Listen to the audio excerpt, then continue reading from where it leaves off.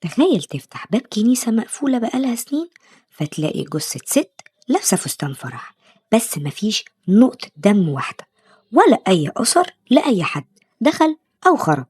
بصفتي محامية شفت قضايا كتير، بس القضية دي خلتني أشك في كل قوانين الطبيعة. الجريمة دي ملقبينها لحد دلوقتي بالجريمة المستحيلة. جاهزين نفتح الملف؟ يلا بينا.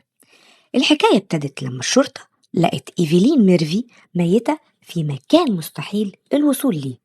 الطب الشرعي قال إنها ماتت مخنوقة، بس الغريب إن مفيش أي أثر للمقاومة ولا حتى بصمة واحدة غريبة في المكان. واللغز الأكبر بقى إن المتهم الوحيد اللي هم كانوا شاكين فيه، إليبي، دليل براءته كان في بلد تانية وفي وقت الجريمة وكمان موثق بالكاميرات. هنا بقى كقانونية بسأل، هل ممكن شخص يكون في مكانين في نفس الوقت، ولا احنا قدام الجريمة الكاملة؟ في القانون احنا بنقول الدليل بيطارد المتهم، بس هنا الدليل كان بيطارد شبح.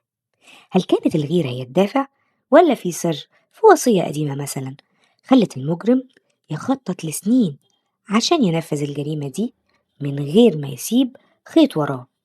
الملف ده لسه مفتوح لحد دلوقتي، والتحقيقات العالمية لسه بتدور على خيط واحد.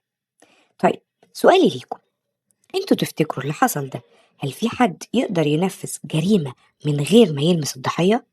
هستنى تحليلاتكم الجنائية في التعليقات، وما تنسوش تشتركوا في القناة عشان الملف اللي جاي أخطر بكتير. كانت معاكم أميرة غانم، ودي قناتي.